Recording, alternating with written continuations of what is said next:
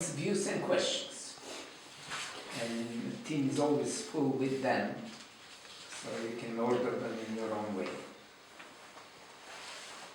Well,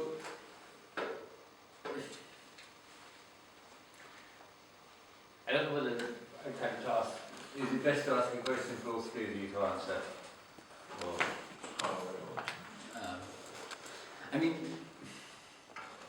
I think listening to you, or there's a kind of one thing that kind of occurs to me. When you're talking about experience, there's obviously two. So the person who experiences and the what is experienced. And in certain ways, those come out in different presentations for me. So for example, with Gadamer, I mean, Gadamer and hate, it seems to me the same kind of question could be asked of both of them, perhaps, which is precisely this kind of, I mean, who is this person? Who is the experiencer?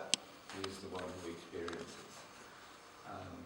I mean, in defense of hate, it seems to me that you could say that if there is such a, if there is universal experience, and I mean, if there isn't universal experience, then actually Sabrina can't help hate, because the experience of the poor can't help the non-poor, because it's totally alien. So if Sabrina can help him, there must be something like some kind of universal experience. And if there is a universal experience, I don't need to say what it is, because it's universal. I mean, if it's universal, therefore we know what it is. But I don't know, but I mean, that's the point. But so the question would be for you to maybe be who experiences, and for Christoph maybe more is kind of what. I mean, what, or whose experience is key. Whose experience is the one which we need to experience.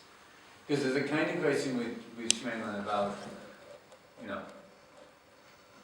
we need to experience the church in this particular way, and that happens to be my way, and I'm right and you're wrong.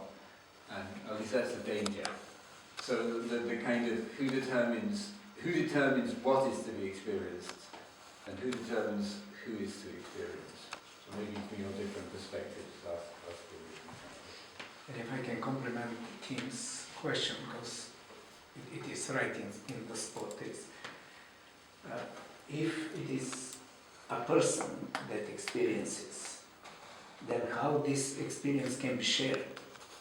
In other words, going back to this universality or totality of the experience, how experience being existential and personal is becoming corporate. And in this particular context, how the church can experience itself corporately rather than mystically by the worshipper, but how it is as a worshiping community, both a witness and an incarnation of something that goes beyond the worldly, the eschatological, the kingdom presence, you name it. But it is a corporate experience. It is not necessarily or exclusively personalistic.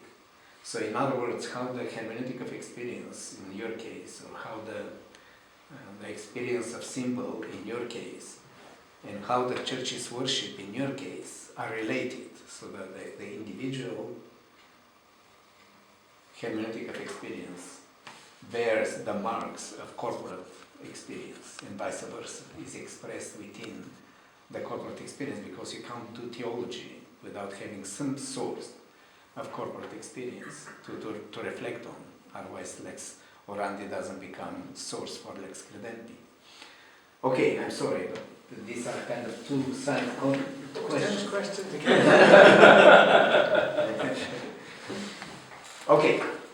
So I will probably start with Gadamer, and I have it quite easy because Gadamer, not being a theologian, but many theologians continue on his work, especially because he has some empty areas.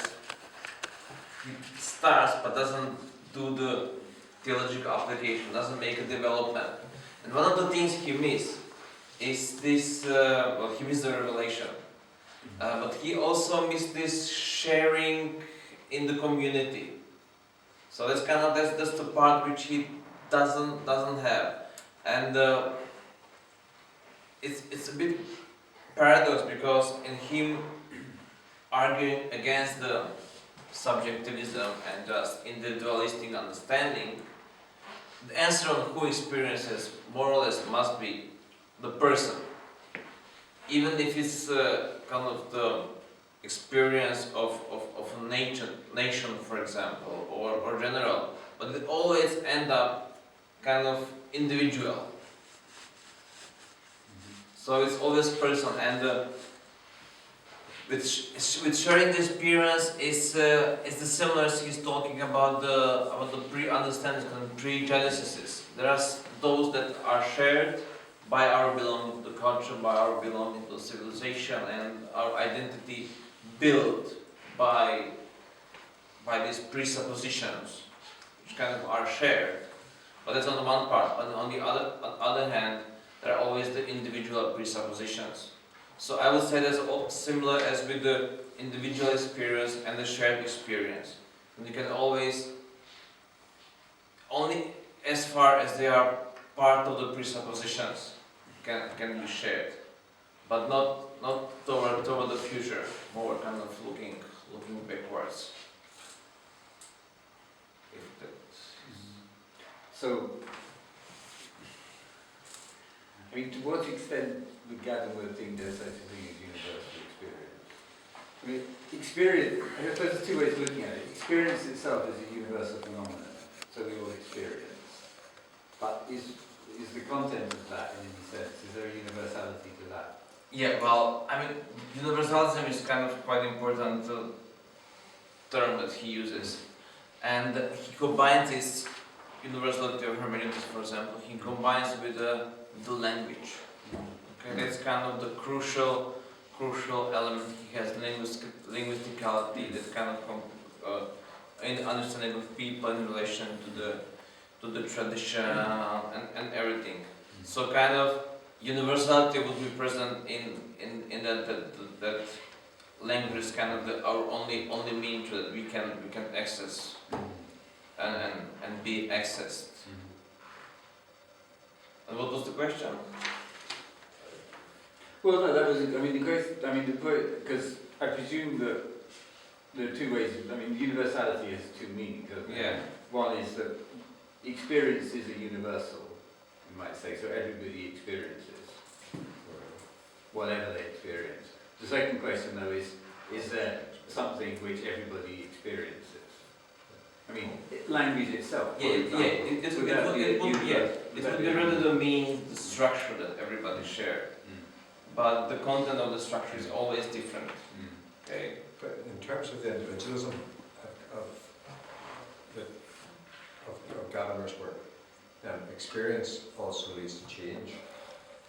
It can lead to change. It's not simply a reinforcement of the rules of the game concept. Nice. It's not that the rules of the game are necessarily fixed indefinitely. They change over time. So does he have any way of addressing how the experience of the individual plays back into the community, which is sort of picked up, or is that just one of those areas that isn't developed? Well, the very concept of game requires corporality. It does, but then what seems to be, it seems to be that you are a victim of the game almost. You know, the rules of the game are written, therefore the game is imposed. But clearly, somehow those rules were created, and those rules get altered over time. So does he address how that happens, how the experience of the individual plays in to the creation of the rules of the game, or the changing of the rules of the game? Yeah, but there's nothing fixed there. That's the whole problem. That in the moment when you enter, it changes your starting position. It's kind of always developing as a hermeneutical spiral. So when the children start making a game, they just think this is the game we're going to play. But then when they start playing, the game is different, and by the game is different, their roles, starting positions in the game are different. But he also uses an example in one of his other works, just the boy throwing the ball on the wall, and by describing the same things. But the game is just the boy throwing the ball on the game. But for example, someone comes and observes what the boy is doing.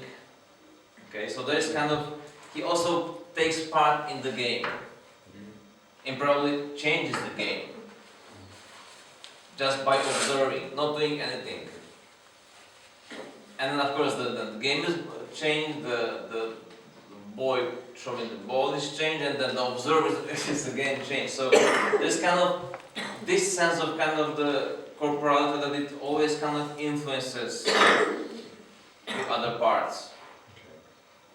Kind of, of course, it's always shared. I mean, in the moment that game and the boy and the observer, boy and the ball, they're all part of the same game. So kind of, there's a shared experience. But it can be also just one person. Okay. Sorry, I just thought of sorry, God, I just thought of an example of this. It's really interesting for this discussion. When I was little, you ever played cricket in England? Not very well. Not very well. No. This will explain why.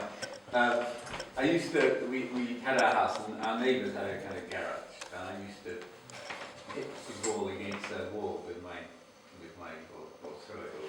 cricket bat, hit the ball against that wall and then keep hitting it.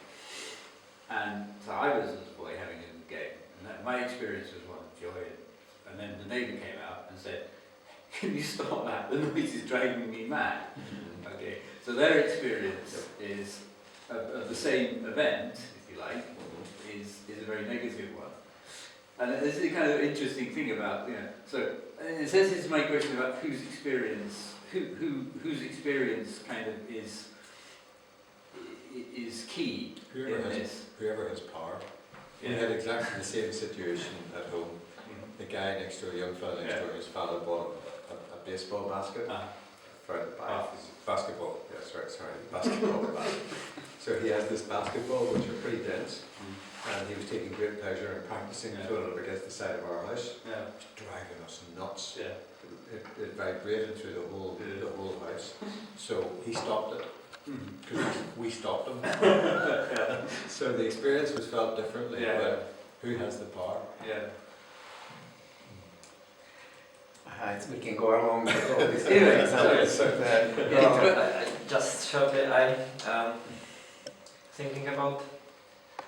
I think both Hyde and Sobrino reflect on experience as universal and particular. But I think Hyde stresses the universal structure of experiencing. I would say that would be his interest, whereas Sobrino's interest, on the other hand, would be rather the particularity, which is sometimes lost when we pretend that there is only one one experience and all of us have to share it, and some particular experiences or aspect, or to say, well, we could use your example with your neighbor. That's somewhat. I have I think nice quotation from Hyde's book on liberation theology, which is quite telling. I think he writes that the problem underlying liberation theology may be seen as generalizable, and he continues. This issue is not just the problem of Latin America, but the problem of human existence itself, of all human beings. It is the sharp threat that actual historical and social human existence is indeed without any ultimate meaning or value. So, obviously he is right, but on the other hand, he loses the edge of what liberation theologians try to achieve. So that's,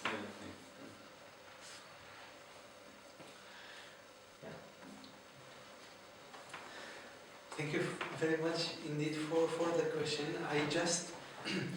I have never thought about this, but I just realized that in fact Schmemann he speaks really about who experiences and what do they experience, and also Schmemann relates these two things to the crisis of the church. Who experiences for Schmemann it is always the church. And this is his starting point, the experience of the church. So it is quite, or it should be a quite simple answer to the question who experiences. The problem, for Schmemann, the problem comes with what the church experiences. Because for Schmemann in the church, and this is one of the crises of the Orthodox Church, is the idea that in the church everyone as individual comes in the church to have a kind of selfish experience and piety. And unfortunately almost nobody today, and now I come to Paroush, nobody today, when they come to church, nobody looks for the idea of body of Christ, for the corporative experience of the church as the assembly.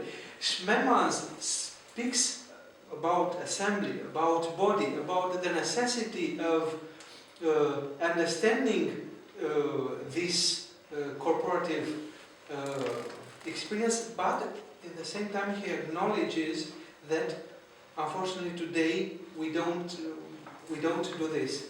And I think, but I have to do some more research, I think this is one of the reasons which Schmemann tries so much to speak about eschatology and about experiencing the kingdom of God. Just to direct this kind of individual pietism and individual experience to the corporative one. But this is these are things for me to more studies. But I am really very thankful for the question. Yes, because it brought me some ideas.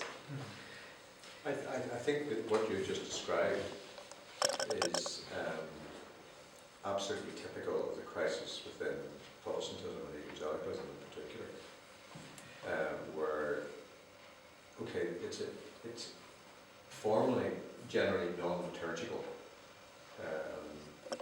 but obviously it has unwritten liturgies and things as well. But this idea, particularly in music, which plays, and corporate singing, which plays a big part in those traditions, is the style and the content of what is sung is very much about individual pietism. The very language of songs that have developed over the past decade have become much more personal, even to the point of being ridiculously so at times. That what you have is a community of 100 or whatever it is, people who are doing their individual thing with God, as opposed to any sense that they are a community gathering in the presence of God to worship God. And it's just really interesting to hear something similar being described within a completely different tradition. So I was kind of wondering, you're doing the project together, obviously by the very nature of it you're doing specific, very different things. You're working with different theologians or philosophers, and you have a common title, and you alluded at the beginning to, what was it that you had in common that could bring this together. And the more I've listened, the more I'm wondering if crisis isn't the thing that you have in common, rather than simply experiencing it, but a particular kind. So is it about making the church's mission relevant? Is that one of the common features that you have as you think about the crisis of liturgy, as you think about the crisis of how we even begin to define experience, and who defines experience and doesn't. So I mean, it's just a thought that when you come to do something as a completion of the project, you have a common title, but what is it about the project that actually, what is it about experience that you have in common that you could, if you had, I don't know whether you do or not, but if you had at the end of it to do a single piece, is the single piece simply the story of the three kind of strands that you have developed, or is the single story something like a reflection on crisis, whether that crisis is missiology, ecclesiology, philosophical understanding? I have one other question.